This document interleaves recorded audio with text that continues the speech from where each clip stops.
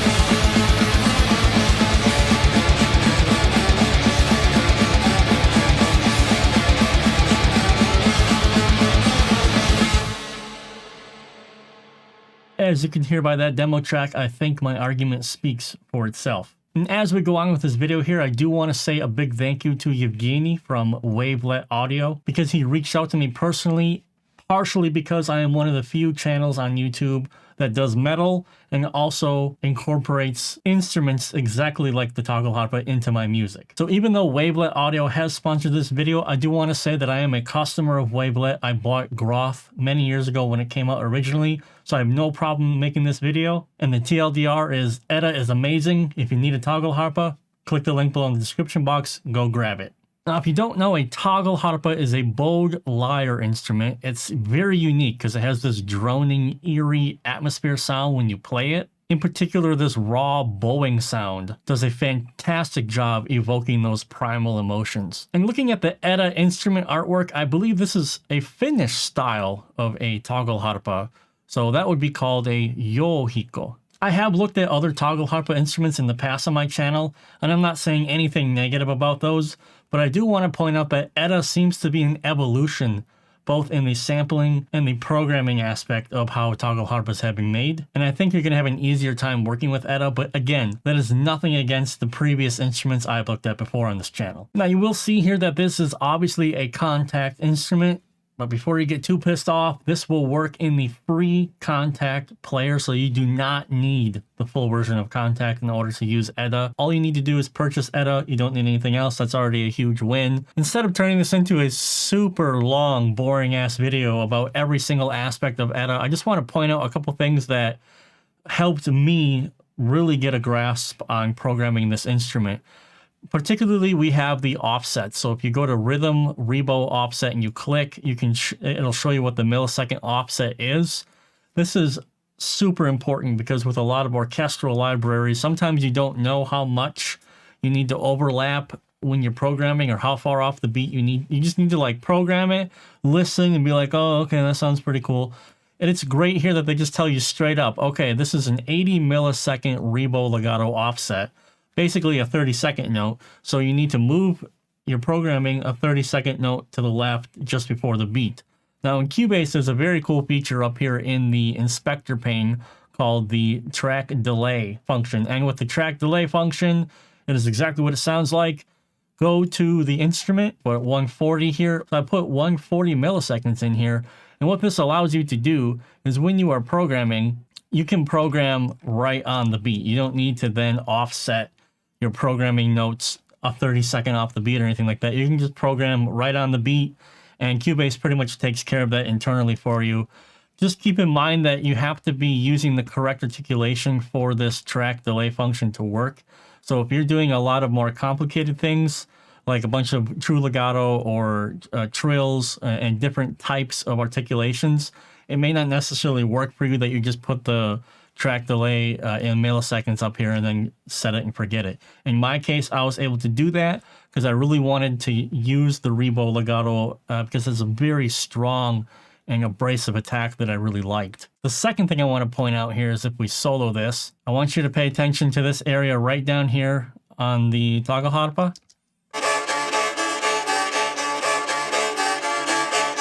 This shows you which articulation is being played, and this is very important because it basically tells you how to program it.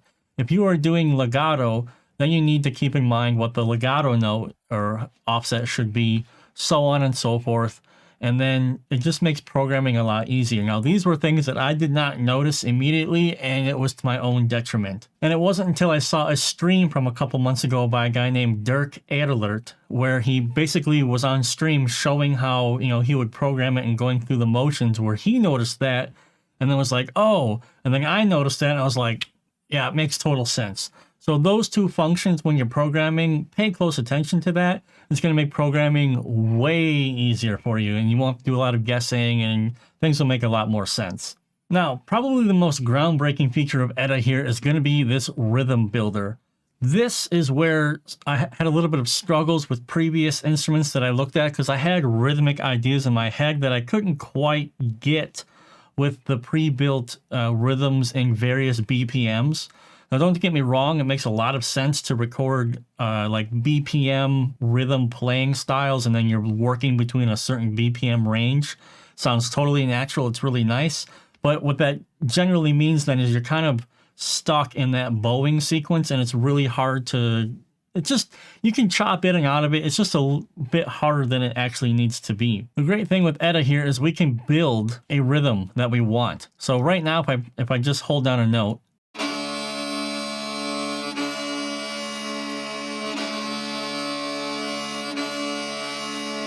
that is the rhythm. That is actually the bowing rhythm. So every time you hear a that's when the bow is going back and forth. And we have so much flexibility here. We can build our own rhythm. We can change the length from 1 measure to 2 measures or 4 measures. Just for the sake of this video not being 7 hours long, we'll just do 1 measure. And in this 1 measure, we can craft our own sequence. And we have a couple of presets right here, you know, a half rhythm or an 1/8 note rhythm, and they sound like what you think they do. Right? Sounds pretty cool. Now I'm at 120 BPM. This is already kind of a little bit quick. Let's slow it down a little bit, and we get this. We can move exactly what we want and the type of bowing rhythm that we want here. And we can even we have a couple of things where we can just delete it outright by clicking the X, and then it's gone. And then this is just a gap, so it's musical. And you'll hear there's a natural delay here when, okay, the performance is done. Natural delay, it sounds very realistic. Obviously, we can draw this back out again, and if we click this button here, we will divide it by half, so we have basically where we started. That's awesome. We can add triplets by clicking on the T here. This is a massively important feature because this is a large aspect of how you can play the Tagelharpa to add really cool, unique rhythmic structures. And I did precisely this. I'll show you in a second here with what I was trying to do, because I had just kind of like a 3/4 meter, but I wanted to do kind of like some 6/8 style offbeat bowing structures, which I was easily able to do here. I'll show you. But again, it's very simple to set up a custom rhythm that we would want to use here, and it could sound something like this if you wanted. And then all you would need to do then is click this MIDI drag and drop, and you just plop it right into your DAW, all right?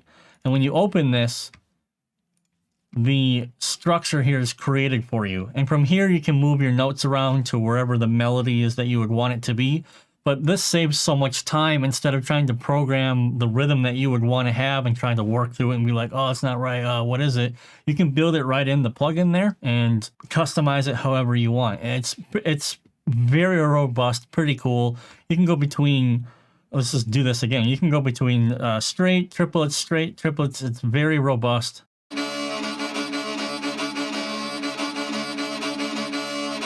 Very natural sounding. And let's say we can just, you know, maybe we don't want one of these. Take this one out, for example.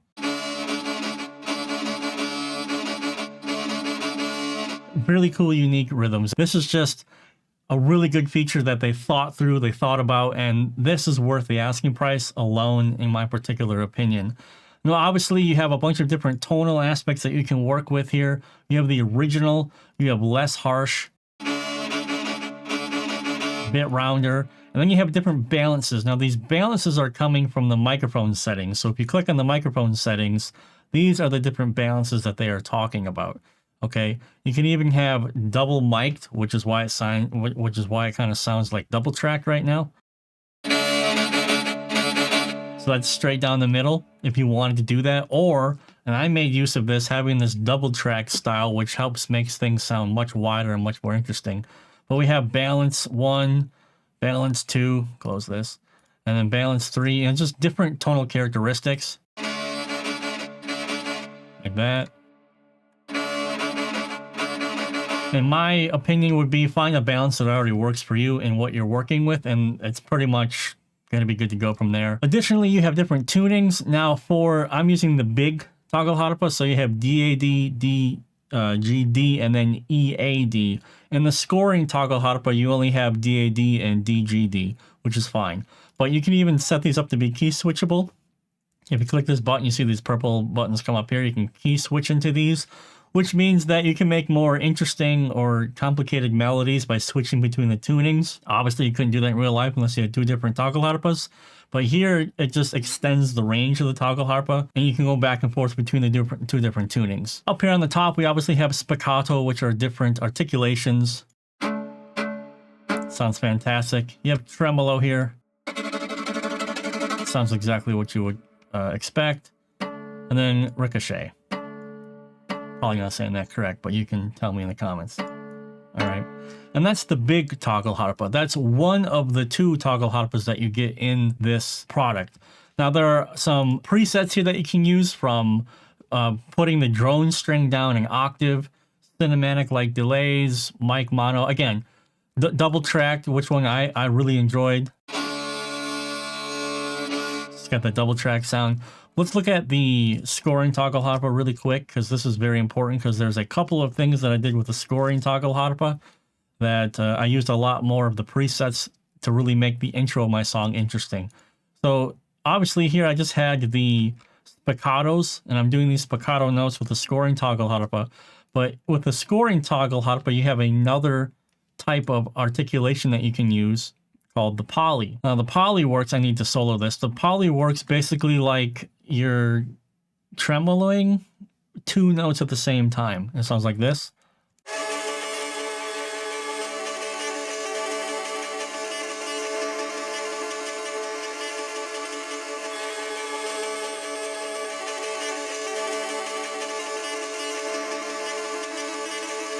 Now, I use that as a layer, particularly because when I was trying to write something as an atmospheric intro, I wanted something with a lot of reverb, and I was like, okay, you know, how can I do this? You know, what kind of plugins could I use? And I was very happy to see that there is a preset up here called Ambient Low Pad, which is exactly what I was looking for, and it sounds like this.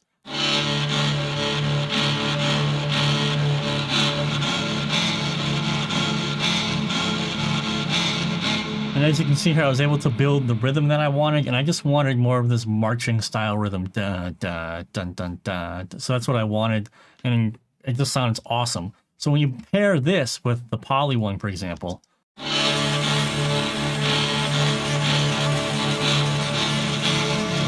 lot of very cool texture, and then obviously with the spiccato here.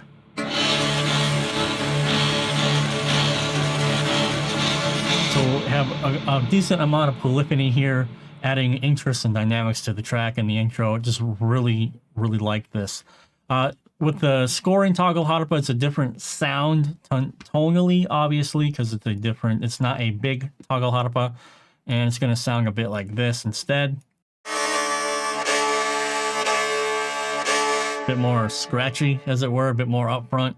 But you're supposed to use them in tandem, the big bass Tagelharpa and then the scoring Tagelharpa. One thing I wanted to show you before we kind of show you how I processed all this was I wanted to have a very specific rhythm with the Tagelharpa. It's in 3/4, but I wanted to have kind of a 1, 2, 3, 4, 5, 6, 1, 2, with the way that it was being bowed, and kind of having bows kind of happen off the beat a little bit. And I was pretty easily able to achieve this with the big Tagelharpa. You could do it with the scoring one, but I just used the big Tagelharpa. Sounds like this.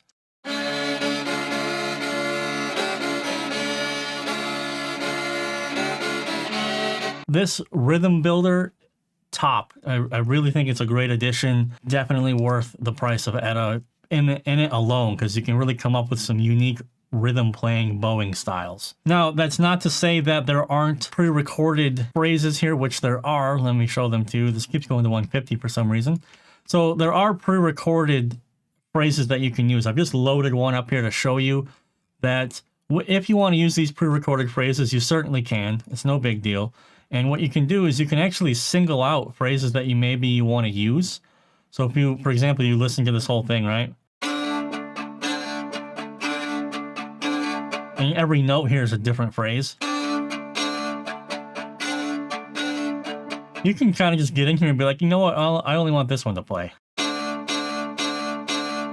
So for you beat creators out there, if you want to chop up certain sections and move them around, this is for you here. So this still does exist. So if you just want to find a cool melody that kind of fits with what you were doing anyway, and you don't want to program it, it is here in Edda. But I think this is kind of, I wouldn't say an afterthought. It's probably not the main reason that you would want to get Edda, which to me would be the rhythm builder here and all the functionality and flexibility you have with creating your own Tagelharpa melodies. Now, before I forget and move on, I do want to mention that you do get a shaman boom in here, which just is a drum. Sounds like this. It's very easy to program.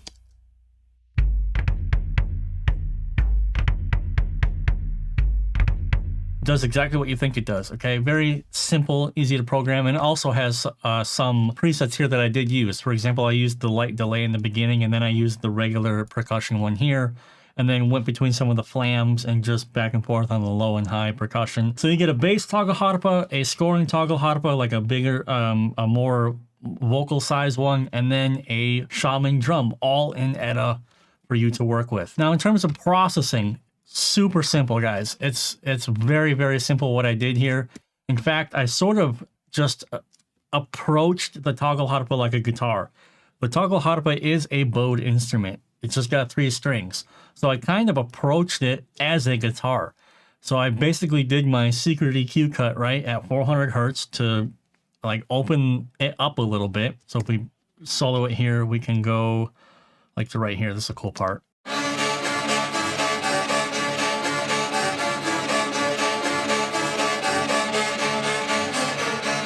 So removing some low mids to clear it up a little bit. Here's a high mid honk that just seems to be a part of a stringed instrument. So if we get rid of that.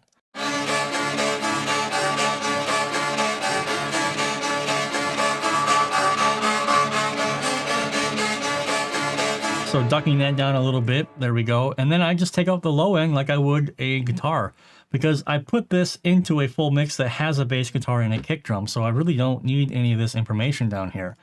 Now, another thing is, during the pad sequence here in the beginning, the pad really brought up a lot of low-end energy. And I thought, let's try the Andy Sneap C4 trick, and let's see what that does.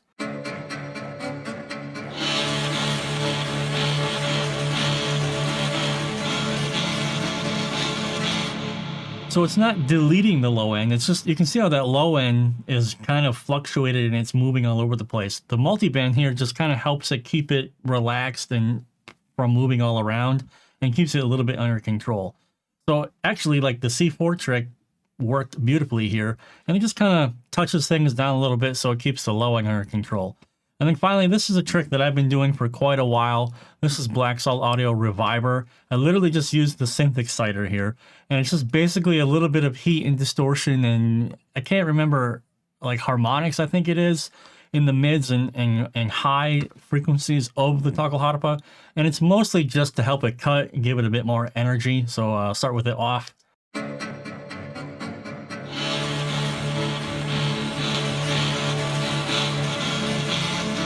So So we're just pretty much accentuating the high, mids, and upper energy, upper frequency energy, and that helps it cut through a little bit.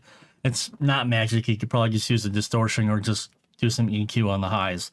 Now, the only thing that I had to do with, for example, the boob in here is I had to do a pretty significant high boost for the attack. And I needed the high attack in here to cut through the mix, obviously, when the Tagelharpas were playing. So it just sounds like this.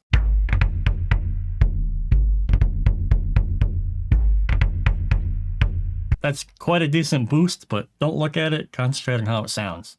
And that pretty much does it. It's as simple as it gets, because the Tagelharpa instrument itself sounds really good. And so it doesn't really require a lot of work. There are no extra reverb plugins in here. There's no extra delay plugins in here. Everything that I used came stock with Edda. So I'm using the double-tracked Tagelharpa here to do the double-track trick there. There is the pad, atmospheric pad. That's a Tagelharpa right there. The polys with reverb. By the way, every instance here, you can set how much reverb you want to use. I used quite a bit, obviously, because reverb is good and atmospheric for stuff like this. And in my opinion, it was just a very easy instrument to write with and work with, and it was very easy to get inspired. And I know this because I started really getting into this song, and I spent a lot longer working on this demo than I probably should have, because I am recording this video very late, and I need to get this video out. By the time you're seeing this, I have less than 24 hours to fully edit and get this video out, just because I had such a fun time working on this song. You know, we're coming up with cool melodies, trying this version, trying that version, trying different rhythms, developing different custom rhythms. I really have to say it was actually a lot of fun and very inspirational. So I know the video was a bit longer, but I really hope you can see what Edda can do for you if you are looking to have a Tagelharpa or insert some of these types of instruments into whatever music you're working on, be that modern metal or atmospheric black metal, folk music, or even cinematic stuff. Edda definitely raised the bar a lot, having the custom rhythm builder, and in my opinion, it's just going to make it that much easier to add that Nordic vibe and atmospheric style that you're looking for in your music. I left a link to Edda down below in the description. Go ahead and have a look at it further. And once again, big thanks to Wavelet Audio for reaching out to me. I'm absolutely honored that you came to me specifically because I add Tagelharpas and Nordic style instruments into my music pretty regularly, and I really did enjoy making this video for them, and I hope you enjoyed it as well. So that's going to do it for me, guys. That's the end of this video. I got to start editing this thing because I'm under the clock, all right? So I'll see you guys in the next video. Have a good one.